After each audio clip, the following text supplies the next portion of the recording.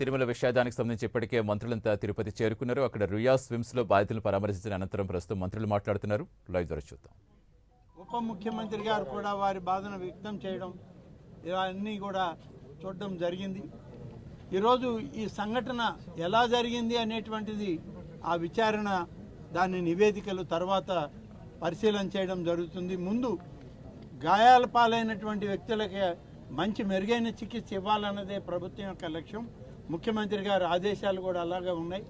దాదాపు ఇప్పుడు చనిపోయినటువంటి కుటుంబాల్లో ఏ విధంగా అయితే వాళ్ళకి నష్టం జరిగిందో ఆ నష్టాన్ని మనుషులను అయితే తీసుకురాలేదు, కానీ ప్రభుత్వం ఆ కుటుంబాలను ఆదుకోవాలని చేసే ప్రయత్నంలో ఇప్పుడే మా రెవెన్యూ మంత్రి గారు ముఖ్యమంత్రి గారి ఆలోచనని ప్రకటించడం జరిగింది. ప్రతి చనిపోయినటువంటి వ్యక్తి కుటుంబానికి 25 లక్షల రూపాయలు ఎక్స్గ్రేషియా కింద ఆ కుటుంబానికి చేర్చడానికి ఏర్పాట్లు చేయడం జరుగుతుంది. చనిపోయినటువంటి వాళ్ళు పోస్ట్ మార్టం పూర్తి కాగానే ఆ యొక్క శవాలు వాళ్ళ యొక్క బాడీస్ అన్నీ కూడా అంబులెన్సుల్లో ఒక అధికారిని ఇచ్చి ప్రత్యేకమైన వాహనాల్లో వాళ్ళ ప్రాంతాలకు పంపడం జరుగుతుంది. ఆంధ్రప్రదేశ్ రాష్ట్రంలో ఉన్నటువంటి వీళ్ళందరూ కూడా ఇంచుమించుగా 1-2 జిల్లాల నుంచి విశాఖపట్నం, అనకాపల్లి ఆ ప్రాంతాల నుంచి ఉన్నారు. కాబట్టి ఆ జిల్లా కలెక్టర్లకు కూడా రెవెన్యూ మంత్రి గారు ఆదేశాలు ఇచ్చారు. అక్కడ కూడా ఉండి ఈ కుటుంబాలకి మరి అన్ని విధాలుగా తోడుగా ఉండాలని చెప్పి అక్కడ మా శాసనసభ్యులకి, మంత్రులకి అందరికి కూడా ఇప్పటికే ఆదేశాలు పంపడం జరిగింది.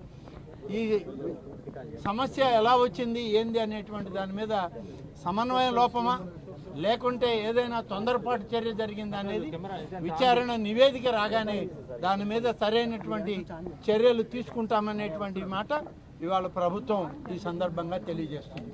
Thank you.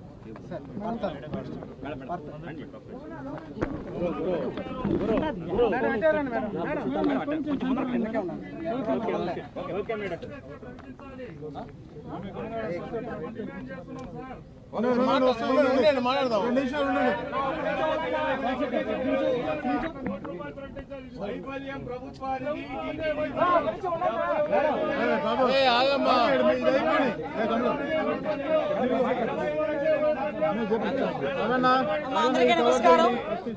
ఏదైనా ఒక దురదృష్టకర సంఘటన జరిగింది. ఎందుకంటే కొన్ని లక్షలాది మంది ప్రజలు ఈ రోజు వైకుంఠ ఏకాదశిన దేవదేవుడు వెంకటేశ్వర స్వామిని అందరూ కూడా దర్శించుకుందామని, అతని ఆశీర్వాదం తీసుకుందామని దూర ప్రాంతాల నుంచి మిగతా రాష్ట్రాల నుంచి కూడా ఈరోజు భక్తులు చాలా మంది ఇక్కడికి రావడం జరిగింది. అదే విషయం ఏంటంటే ఇది చాలా దురదృష్టకర సంఘటన. ఎందుకంటే టీటీడీ ఈసారి లక్షలాది మంది ప్రజలు వస్తారన్న సంగతి తెలిసి చాలా ఏర్పాట్లు కూడా చేస్తున్నారు. ఈ టీటీడీ చేసిన ఏర్పాట్లని, ప్రభుత్వం చేసిన ఏర్పాట్లని కూడా నిన్న ఉదయమే చాలా మంది భక్తులు కూడా కొనియాడిన సందర్భాన్ని కూడా ఈ సందర్భంగా గుర్తు చేయాలి. నిజంగా ఒక దురదృష్టం. ఒక ప్రాణాన్ని కాపాడబోయిన సందర్భంలో జరిగిన సంఘటన అక్కడ తొక్కిసలాట జరిగింది. దురదృష్టవశాత్తు సుమారుగా 5గురు ఒక చోట, 6గురు ఒక చోట కూడా చనిపోవడం, ఒకరు ఒక చోట, 5గురు ఒక చోట, ఒకరు ఒక చోట చనిపోవడం జరిగింది. ఓవరాల్గా 6గురు చనిపోవడం జరిగింది. ఆ 6గురిలోని కూడా ఎక్కువ మంది మన విశాఖపట్నం ప్రజలు వాసులు కూడా ఉండటం నిజంగా చాలా బాధాకరం. ఈ సంఘటన జరిగిన వెంటనే ఇమీడియట్ గా గౌరవ చంద్రబాబు నాయుడు గారు ముఖ్యమంత్రి వర్యులకి ఈ విషయం తెలియటం, వెంటనే హుటాహుటిని ఇక్కడ ఉన్న ఎస్పీ గారితో అదేవిధంగా కలెక్టర్ గారితో కూడా ఏం జరిగింది అని చెప్పి ఆరా తీసి ఇమీడియట్ గా టీటీడీ ఈవో అధికారులు అందరితో కూడా ఒక మీటింగ్ ఏర్పాటు చేసుకుని ఇమీడియట్ గా అక్కడ ఏం జరిగింది అన్నది సంగతి కూడా తెలుసుకోవడం జరిగింది. ఇంకా ఫర్దర్ గా జరగకుండా, ఎటువంటి ప్రాణ నష్టం జరగకుండా అక్కడ గాయపడిన ప్రతి ఒక్కరిని కూడా ఆసుపత్రికి తరలించి మెరుగైన వైద్యం అందించే వరకు కూడా మీరు అక్కడే ఉండాలని చెప్పి వాళ్ళందరికీ కూడా ఆదేశాలు ఇవ్వడం జరిగింది. తర్వాత ఎటువంటి ప్రాణ నష్టం కూడా జరగలేదు. ఈరోజు చాలా మంది గాయపడిన వాళ్ళు కూడా ఇంట్లోకి డిశ్చార్జ్ అయ్యి ఇంట్లోకి వెళ్ళిపోయిన సందర్భం కూడా ఉంది. ఇంకొంతమంది ఇప్పుడు హాస్పిటల్లో కూడా కొంతమంది ఉన్నారు. చనిపోయిన వాళ్ళందరికీ కూడా ప్రాణాన్ని తిరిగి తీసుకురాలేం, కానీ కంపల్సరీగా కుటుంబానికి ఆదుకోవాలని చెప్పి ఇతర రాష్ట్ర ప్రజలకి కూడా ఈ రోజు కాంపెన్సేషన్ అనేది అనౌన్స్ చేయడం జరిగింది. ఎందుకంటే ఎవరైనా భక్తులందరూ కూడా ఇక్కడికి రావడం జరిగింది కాబట్టి ఇక్కడ గవర్నమెంట్ ఈ రోజు బాధ్యత తీసుకుని వాళ్ళందరికీ కూడా కాంపెన్సేషన్ ఇవ్వడమే కాదు, వాళ్ళని ఎంత గౌరవంగా ఇక్కడ నుంచి మళ్ళా ఆ ప్రాంతాలకి పంపించి ఆ దహన సంస్కారాలు జరిగే కార్యక్రమం వరకు కూడా చూసుకోమని ఈ రోజు గవర్నమెంట్ కూడా ఆదేశాలు ఇవ్వడం జరిగింది.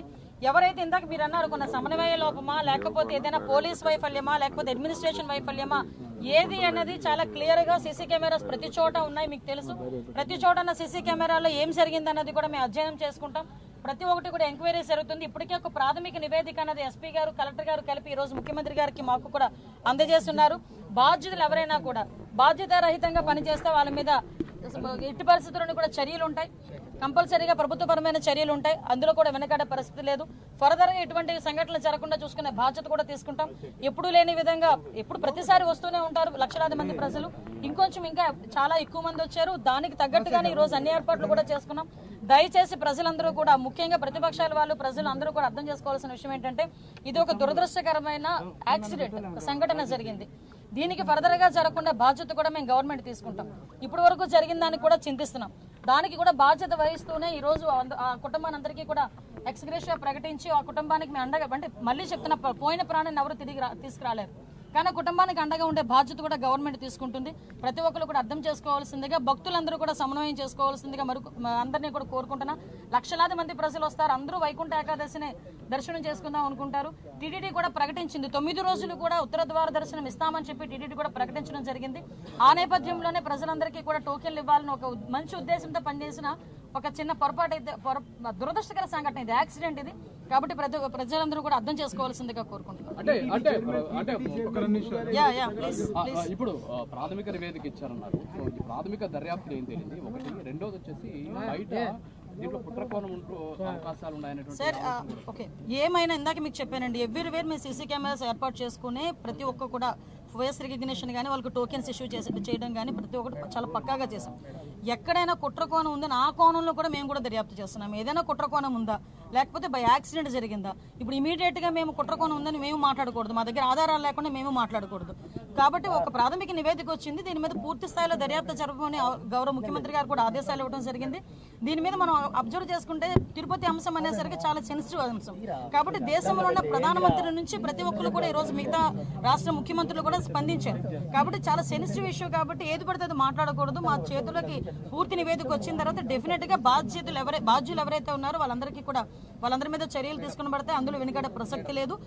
భక్తులు శ్రేయసే ముఖ్యంగా మేము పనిచేస్తున్నాం. టీటీడీ చైర్మన్ గారు ముందుగానే తమకు ఫీడ్బ్యాక్ ఉందని చెప్పేసి అధికారులకు తెలియజేయడం జరిగిందని చెప్పేసి ప్రెస్ మీట్ లో చెప్పారు. మరి టీటీడీ చైర్మన్ గారు చెప్పిన తర్వాత కూడా అధికారులలో ఎందుకు లేదండి, మీరు అన్నది నిజంగా టీటీడీ చైర్మన్ గారు ముందుగా నివేదిక ఇచ్చింది. మా అధికారులు కనుక అడ్మినిస్ట్రేషన్ విషయంలో ఎక్కడైనా లోపాలు జరిగినాయో ఇప్పుడు మాకు ఎలాగో మన సీఎం గారు వస్తున్నారు. ఇప్పుడు సీఎం గారు వచ్చేసరికి మాకు క్లియర్ నివేదిక ఉంటూ ఉంటుంది. నిజంగా అలాంటి పరిస్థితులు ఏమైనా ఉన్నాయి, ఎవరైనా ఏ స్థాయిలో వ్యక్తి అయినా కూడా అతని మీద చర్యలు తీసుకోవడానికి ఎక్కడ కూడా వెనుకాడం. చైర్మన్ గారికి ఫీడ్బ్యాక్ ఉంది, అది అధికారులకు ఇన్స్పెక్షన్ చేసినామని చెప్తున్నారు. అదే విషయం చెప్తున్నాను కదా సార్. నిజంగా అదే పరిస్థితి జరిగి బాధ్యతారహితంగా ఎవరైనా పనిచేసి ఉంటే, బాధ్యతారహితంగా పనిచేసిన ప్రతి ఒక్కరి మీద కూడా చర్యలు ఉంటాయి. ఇదేది దాగేదేం కాదు కదా. ఈ రోజు కాకపోతే రేపైనా తెలుస్తుంది ఎవరు బాధ్యతారహితంగా పనిచేశారన్నది. కాకపోతే ప్రతి ఒక్కరు కూడా బాధ్యతాయుతంగా పనిచేయాలని మేము కోరుకుంటున్నాం. ఎందుకంటే లక్షలాది మంది భక్తులు వచ్చే పుణ్యక్షేత్రం ఇది. దయచేసి అటువంటి బాధ్యతారహితంగా పనిచేసిన ఏ స్థాయి వ్యక్తిని కూడా, అది కింద స్థాయి వ్యక్తి, పై స్థాయి వ్యక్తి, ఏ స్థాయి వ్యక్తిని కూడా వదిలిపెట్టే ప్రసక్తి లేదు. Thank you.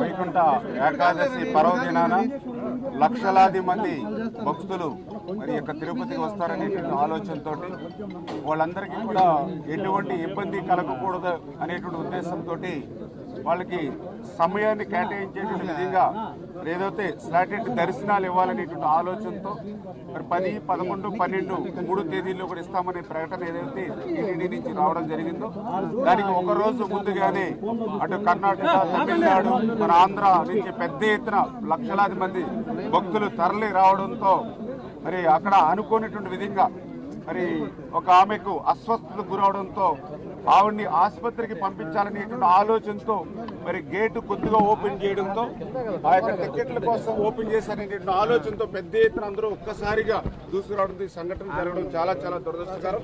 మరి ఇందులో 48 మందికి గాయాలు అవడం, అదేవిధంగా 6 చనిపోవడం చాలా దురదృష్టకరం. వెనువెంటనే ముఖ్యమంత్రి గారు చంద్రబాబు నాయుడు గారు కూడా స్పందించి ఇమ్మీడియట్లీ మంత్రులు ఆ తిరుపతికి వెళ్లి దగ్గరుండి ఆ క్షతగాత్రులు ఎవరైతే గాయాలు ఉన్నారో వాళ్ళకి మెరుగైనటువంటి వైద్యం, ఎంత ఖర్చు అయినా కూడా వాళ్ళకి దగ్గరుండే వైద్యం అందించేటువంటి విధానం, అదేవిధంగా ఎవరైతే చనిపోయారో వాళ్ళకి ఆ పోస్ట్ మార్టం కానీ, అదేవిధంగా వారి బంధువులు ఎవరైతే ఉన్నారో వాళ్ళకి కూడా మరి ధైర్యం చెప్పి చనిపోయిన వ్యక్తి మరి ఆ యొక్క కుటుంబానికి చేరేంత వరకు కూడా దగ్గరుండి పర్యవేక్షణ చేయమని ఏదైతే ముఖ్యమంత్రి గారు ఆదేశాలు ఇచ్చారో దాని ప్రకారం ఈ రోజు మంత్రులు కూడా వచ్చి దగ్గరుండి పర్యవేక్షణ చేస్తున్నామని చెప్పి తెలియజేసుకుంటూ మరి ఖచ్చితంగా ఏదైతే ఆ భద్రతా లోపాల్లోనా లేకపోతే అనుకోని విధంగా సంఘటన జరిగిందా లేదా ఇతరత్రా ఏదైనా మరి ఉందా అనే విషయాన్ని ఖచ్చితంగా దర్యాప్తు చేసి భవిష్యత్తులో ఇటువంటివి పునరావృతం కాకుండా ఏ రకంగా తీసుకోవాలనేది అక్కడ ఉన్నటువంటి సంఘటనలో ఉన్నటువంటి బాధ్యులు ఎవరైతే ఉన్నారో వాళ్ళ దగ్గర నుండి అదేవిధంగా సీసీ కెమెరాలు ఇవన్నీ కూడా పరిశీలన చేస్తూ ఉన్నాం. ముఖ్యమంత్రి గారు కూడా ఈ రోజు మధ్యాహ్నం వచ్చి ఆ క్షతగాత్రులు ఎవరైతే గాయాల పాలైనటువంటి ఎవరైతే ఉన్నారో వాళ్ళని పరామర్శించిన తర్వాత మరి టీటీడీ తోటి అదేవిధంగా అధికారులతో కూడా రివ్యూ చేస్తారు కాబట్టి ఆ రివ్యూ ద్వారా తదుపరి చర్యలు కూడా తీసుకుంటామని చెప్పి మీ ద్వారా తెలియజేస్తాం.